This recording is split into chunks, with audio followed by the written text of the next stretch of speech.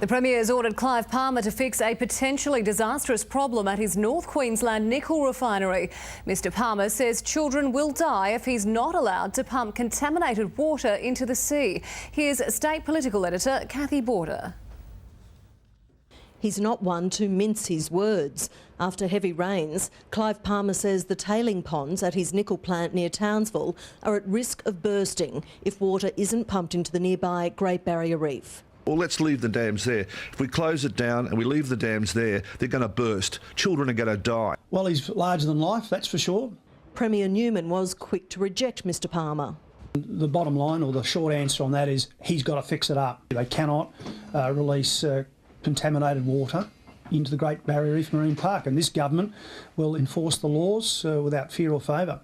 The government has further environmental concerns. If that wall is breached by another excessive wet season, then we are looking at an environmental catastrophe. And as he nears 100 days in office, the Premier has admitted he's made a mistake.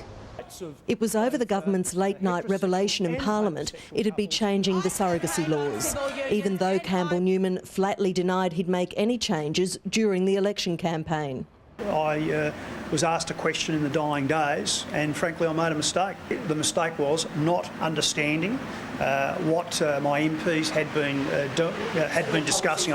And despite weeks of warning the public service is bloated with 20,000 jobs too many, the Premier says hardly any jobs have gone so far. You'd think there's been this bloodbath. There has not been. Cathy Border, 10 News.